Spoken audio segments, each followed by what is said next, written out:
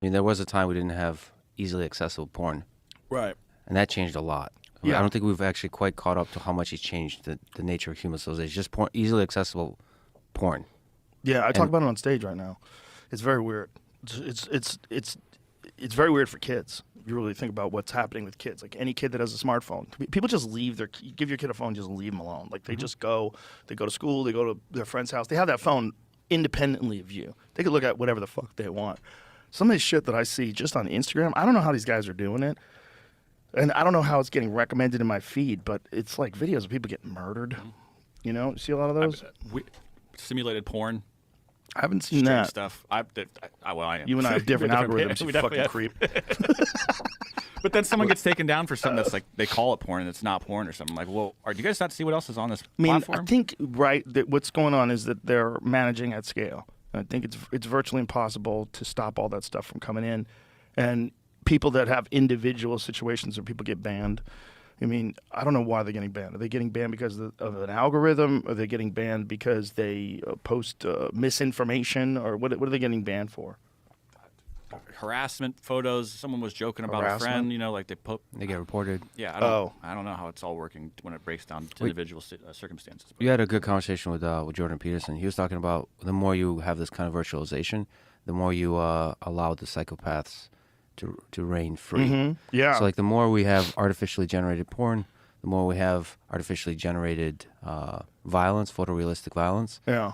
The more you make it normal for you to be basically a psychopath in the digital space, enable that and make that okay, and then you forget what it's like to actually be a good human being. And then also part of the problem may be that we may very well be looking at a world, whether it's 10 years from now, 20 years from now, whatever it is, where these children that have grown up in this environment now have a completely different way of looking at people in the world because of all these interactions they have.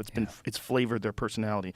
And then we move into a digital world of we're not there yet in terms of virtual reality. It's not good enough. I mean, I think that's what we're seeing with the meta failure. Mm-hmm. People were expecting, a lot of people are just going to dive in and start wearing goggles all over the house. But it's not quite there yet. Yeah. There's also something weird for people. There's something really weird about wearing these head goggles and walk. It's really fun. I really enjoy the boxing games. You ever done any of them? No, in VR, no. They're great. You get a workout. You legitimately get a workout because you're actually sparring against like a computer character. It's throwing punches at you. You're moving your head. And so you have these things in your hands and, you get tired. It's good. It feels realistic. A little bit. When you get hit with a punch, your face lights up. You get a flash of light, which is kind of cool because you're like, oh, Jesus. You feel it like you're getting hit. There's some really fun games. There's one where you walk a plank across these two buildings and you hear the wind whistle and shit. Oh, that one is terrifying. There's zombie ones. There's a lot of cool ones, but people are just not buying into it the way they buy into Xbox and PlayStation. They're not like wholesale committed to this yet, but they will be.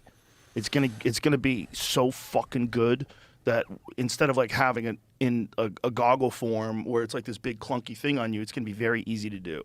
Well, when they get to that, oof. I've been revisiting some classic books recently, just doing a reading list, and one of them that captures this extremely well that I recommend, that I think most people read in like middle school or something, but it's actually very relevant, is Brave New World.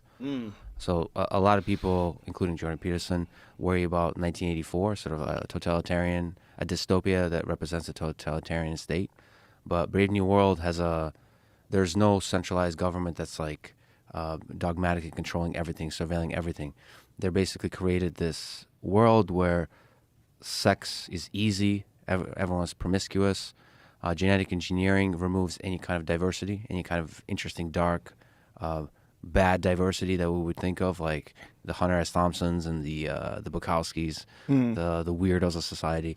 And then he gives you drugs, soma, it basically gives you pleasure whenever you want if you start feeling a little too shitty about your life.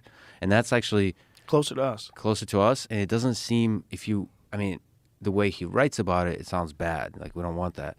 But then you start to ask a question like, well, at which point would we realize it's bad? Because it's constantly, obviously we should do genetic engineering to remove any kind of like maladies that we have, any kind of diseases. It's like everything is an obvious step forward, but then the place you end up at, just like with sex, like is it good to have artificial images of as many as you want?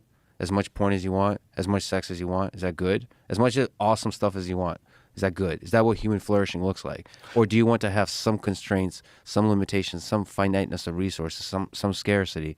Maybe that's actually fundamental for human happiness. Having too much of awesome stuff, maybe that destroys the possibility of real, meaningful, deep happiness. It certainly does. But I think the question really becomes, are we going to stay people? Because I don't think we are. I think we're moving in that general direction anyway. I think that probably is why we have this, it's almost inevitable if you have this addiction to cell phone issue, because everybody has that. If you have a cell phone and you're on your social media apps during the day and you're on YouTube, you're probably addicted, whether you realize it or not. And the number of hours that you put on those things is shocking. When you actually look at your screen time, you're like, 6 hours? I was on my phone for 6 hours? What the fuck did I do? And you'll try to rationalize it and justify it. But what that's doing to young people is got to be very strange. And if that, along with all the contaminants that are affecting the way people develop, which are, Dr. Shanna Swan from the book Countdown talks about this. She talks about phthalates in plastics and how